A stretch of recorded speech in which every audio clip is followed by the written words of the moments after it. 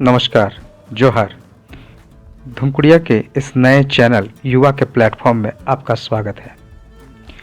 आज हम लोग पुराने जेपीएससी मतलब पिछले जेपीएससी 7वीं से 10वीं के प्रश्न पत्र 2 को देखते हैं। उसको देखने के भी कारण है क्योंकि पुराने प्रश्नों के आधार पर हम लोग ये तय कर सकते हैं कि आखिर प्रश्नों के पूछने की प्रवृत्ति किस तरह से है। तो आइए देखते हैं, शुरुआत करते हैं। हो सकता है इस दौरान आपको डिस्कशन में कुछ नई चीज़ें भी पता चले। तो पहला प्रश्न था, निम्नलिखित में से कौन सी विभूति 1913 ईस्वी में छोटानागपुर उन्नति समाज के गठन में शामिल थी। तो जैसे कि यहाँ इन्होंने इसे 1913 लिखा है, साधारणतया हम लोग इसे 1915 या 1915 के तौर पर देखते हैं। इसका उत्तर ठेबले उरांव होगा, लेकिन साथ में आप लोग को ठेबले उरांव, जुएल लकड़ा, बंदीराम उरांव आदि ऐसे लोगों के नाम आपको याद रखने होंगे जो छोटानागपुर उन्नति समाज से जुड़े हुए थे। दूसरा है, किस वर्ष झारखंड क्षेत्र स्वशासी परिषद ने शपथ ली अर्थात गठन किया गया होना चाहिए था। तो ये 9 अगस्त 1995 है। तो वैसे प्रमुख संस्थाओं के आप डेट याद कर लीजिए, और माह ही नहीं, वर्ष ही नहीं, आपको दिनांक याद रखना है। तीसरा है, किस दल ने 1952 के आम सभा चुनाव में नारा दिया था, झारखंड अबुआ डाकू दिकू सेनुआ। तो खैर इसका उत्तर आपको ऑप्शन से ही मिल जाता है, क्योंकि जेएमएम, आसू और जेसीसी इनका गठन तो 1952 में हुआ नहीं था, तो झारखंड पार्टी ही थी। हो समुदाय का बधुमूल्य। हो समुदाय में बधुमूल्य को क्या कहा जाता है? तो गोनम होता है, और बधुमूल्य से सवाल इस तरह के साधारण सवाल आते ही हैं, तो ये कोई बहुत मुश्किल नहीं है। पांचवा था, झारखंड का कौन सा त्यौहार फूलों का त्यौहार है? हर कोई जानता है झारखंड में सरहुल है। डोम्बारी बुरु किस आंदोलन से संबंधित है? तो ये आपका बिरसा उलगुलान से था, और ये प्रमुख घटना थी, तो आंदोलन से जुड़े हुए प्रमुख स्थलों को जरूर चिन्हित कर लें। सातवां सवाल, कृषि से आपको साधारणतया पिछले मतलब दोनों एग्जाम में एक सवाल कृषि कर से रिलेटेड आया ही है, तो आपको वैसे करों की सूची जरूर बना लेनी चाहिए। ब्रिटिश काल में सिंहभूम के किसानों से कुसुम और असन आदि पेड़ों पर रेशम और लाख उगाने के लिए एक विशेष कर लिया जाता था। इस कर का क्या नाम था? तो यह आपका दलकट्टी है। लेकिन कोल्हान में जैसे आपको अंग्रेजों ने जब शुरुआत किया था, तो वहाँ प्रति हल कर लेना शुरू किया था, जो 8 आना प्रति वर्ष था। उसके अलावा भी कई तरह के कर जो हैं लिए जाते रहे हैं, तो आपको वैसे करों की सूची बना लेनी है ताकि आप उसमें अपने अधिक मार्क्स ला सकें। अगला सवाल हम लोग देखते हैं। तो अगला सवाल है, सोरिया पहाड़िया बेरू गोसाई की पूजा किस प्राकृतिक शक्ति के रूप में करते हैं? इसका उत्तर सूर्य होगा। और निसंदेह ये थोड़ा मुश्किल सवाल है, क्योंकि हर जनजाति के देवताओं के बारे में, हाँ, लेकिन आप कम से कम प्रत्येक जनजाति के 2 प्रमुख देवताओं की सूची बना लीजिए, आपके उत्तर वहाँ से बन सकते हैं। 9वां, मुंडाओं की पुरखा कहानियाँ एक मौखिक परंपरा का हिस्सा है। इस परंपरा को क्या कहते हैं? तो ये सोसो बोंगा है।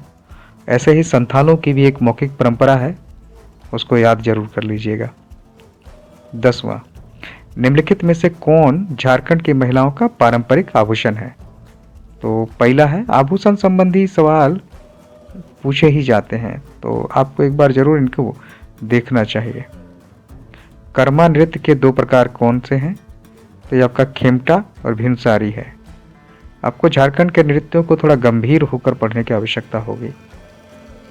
12वां सवाल है कि झारखंड के किस स्थान पर रामरेखा धाम है, जो एक ऐसे स्थान के रूप में विख्यात है जहां प्रभु राम वनवास के दौरान 2 बार आए थे। तो रामरेखा धाम सिमडेगा में है।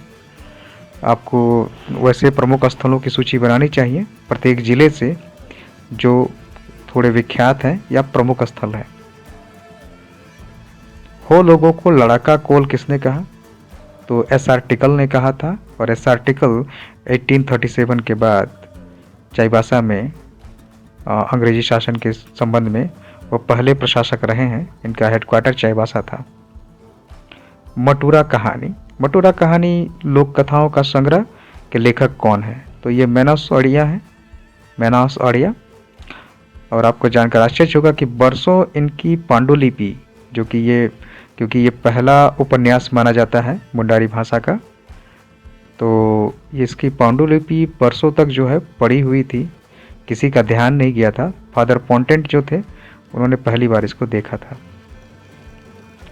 15 है, किस ईसाई पादरी को रामकथा पर किए गए उल्लेखनीय कार्यों के लिए जाना जाता है? तो सर्वविदित है, ये फादर कामिल बुल्के हैं जिन्होंने रामकथा पर काम किया था।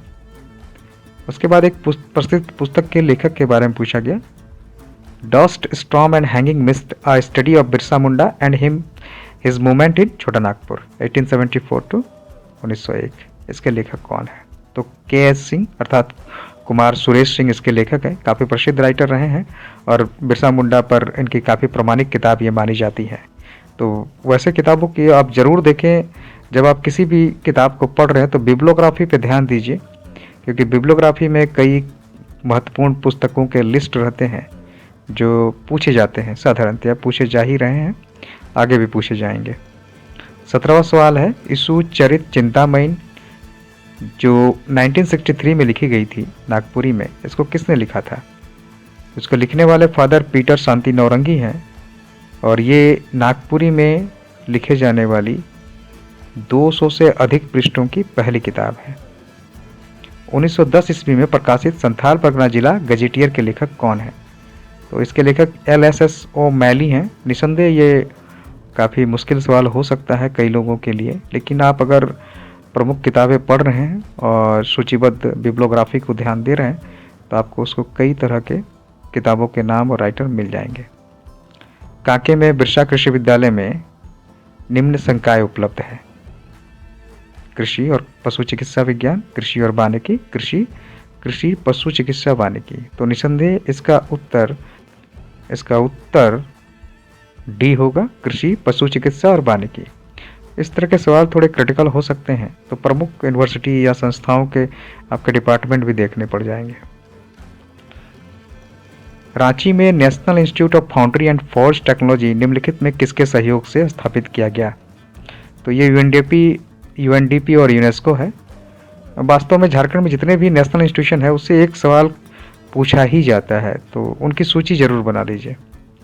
21, फूलो जानो मुर्मू मेडिकल कॉलेज संबंध है किससे? सिंपल सवाल था, लेकिन कंफ्यूज करने के लिए सिद्धो कानो और मुर्मू और सिद्धो कानो लिखा गया। इसका उत्तर सिद्धो कानो मुर्मू विश्वविद्यालय होगा।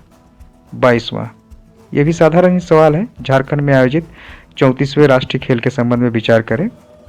तो इसमें जो गलत था वो था, झारखंड के पदक में तालिका में पहला स्थान झारखंड को प्राप्त नहीं था।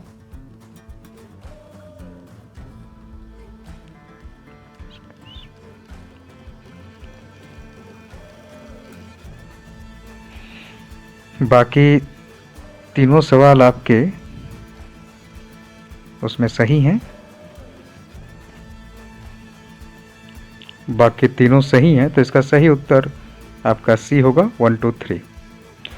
मुश्किल नहीं था क्योंकि इसका ऑप्शन में से आप इसका उत्तर आराम से निकाल सकते थे, लेकिन तथापि महत्वपूर्ण खेलों और वैसे खेलों में जिसमें झारखंड की भूमिका अहम रही हो उनकी सूची आप जरूर बना लें, उनके महत्वपूर्ण तथ्यों को लिख लें।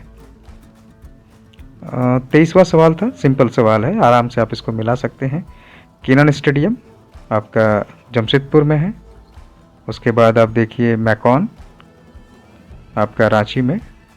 इस तरह से आप आगे मिलाते जाइएगा तो उत्तर आपका बी हो जाएगा। परमबीर अल्बर्टेक का स्टेडियम आपका गुमला है, इंडोर स्टेडियम आपका दुमका है।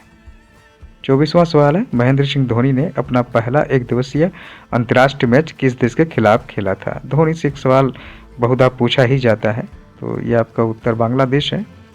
तो धोनी से संबंधित जितने भी आपके महत्वपूर्ण तथ्य हैं उनका संकलन जरूर करें। 25वां सवाल है, सिलवाना डुंगडुम एक साइड खिलाड़ियों के नाम है, एक साइड खेल के नाम है। तो सिलवाना डुंगडुम आपके हॉकी हैं, सुभालक्ष्मी क्रिकेट, प्रेमलता अग्रवाल आपकी पर्वतारोहण और अरुणा मिश्रा मुक्केबाजी से हैं। तो वैसे प्रमुख खिलाड़ियों के डिफरेंट क्षेत्रों से आप उनकी सूची बनाइए ताकि उनके बारे में जान सकें। आपको वर्तमान में आने वाले परीक्षा के लिए काफ़ी अधिक कठिन मेहनत करने की आवश्यकता है, खासकर प्रारंभिक परीक्षा में, क्योंकि प्रतियोगिता काफ़ी तीव्र होने वाली है। सालों से लड़के एग्ज़ाम की तैयारी में, इंतज़ार में, तैयारी में लगे हुए हैं। आगे आने वाले वीडियो में हम लोग 25 और सवाल करेंगे। इस तरह से 4 वीडियोज़ में इसको पूरा करने की कोशिश होगी। धन्यवाद।